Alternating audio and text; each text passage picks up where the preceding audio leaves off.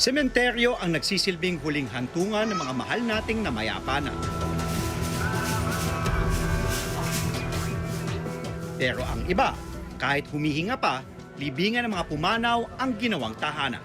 Mga kapatid, nandito po tayo ngayon sa Manila North Cemetery kung saan naninirahan ang 79 years old na si Nanay Helen.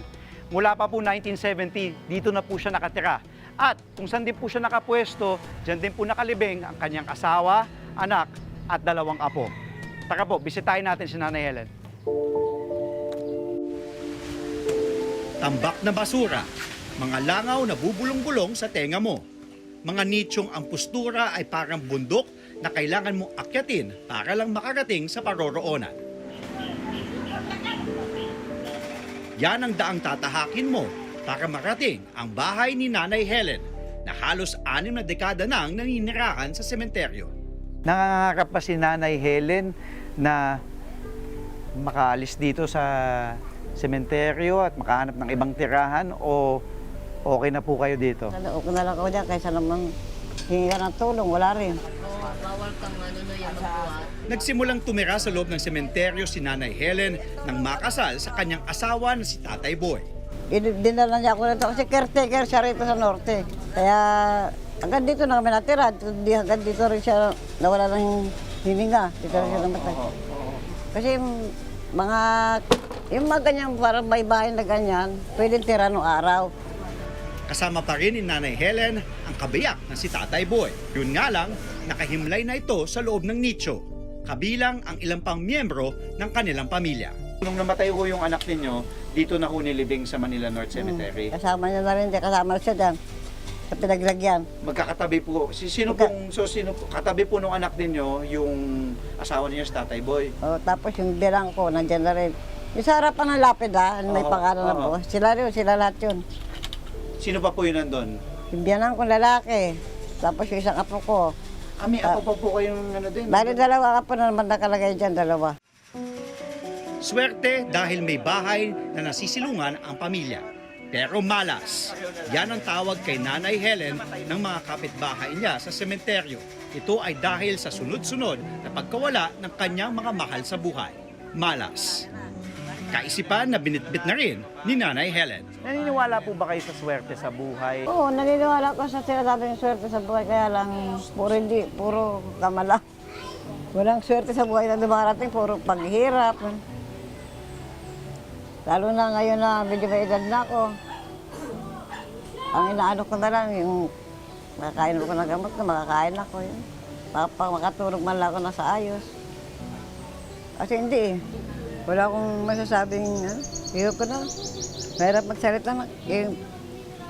Mahirap magsalita, sabi na swerte sa buhay. Wala naman marating na biyayang maganda sa buhay. Pero gusto niyo pa rin pong mamuhay sa mundong ito?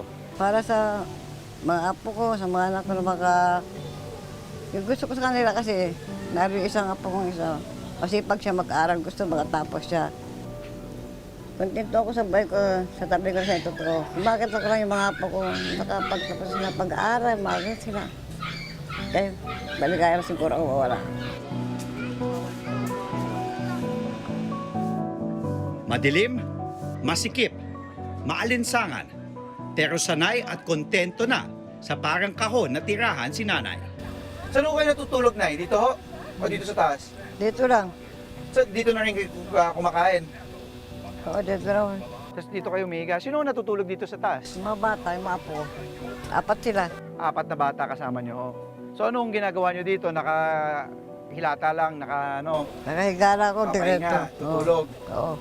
Tapos, sinarisin. Maraming sakit si Nanay Helen. Pero dahil isang kahig, isang tuka sila, umaasa lang siya sa grasya at awa ng mga napanlilimusan niya. Bakit pa po kayo nagtatrabaho sa edad nyong 79, 79 years old? Kasi para makabila ko ng gamot kasi may wala naman trabaho din yung mga anak ko. Wala din naman tumutulong. Tinutulungan naman ho kayo ng O mga pag anak. mayroon silang hanap buhay. Salat man sa swerte, kahit kailan daw, ay hindi kumupas ang pananampalataya ni Nanay Helen sa may kapal. Kahit kailan? Saka din ako kumakapit. Sa kanya lang talaga ako kumakapit. Hindi ako umaga sa iba. Dahil sila nagbigay ng buhay sa akin. Dapat sa taas. Sa Diyos. Dapat sa taas. Kaya sa Panginoon Diyos. Yun na, doon ako lalo na pagka medyo nalulukot ako, mas ibang pakiramdam ko. Kinakausap ko sila, bakit na. Sabi ko nga, ano mapapambuhay ko kasi may mga apo pa rin ang nag-aaral ulit. Sa kwento ni Nanay Helen, ang lugar kung saan niya ginugol ang kanyang buhay ay siya ring lugar na kanyang magiging huling himlayan. Andre Felix, mukha ng maliliit, isyung malalaki, dokumentado. Mga kapatid, Jig Manikad po, pagdating sa mahalagang balita sa loob at labas ng bansa, dapat una sa lahat, mag-follow at mag-subscribe na sa social media pages ng News 5.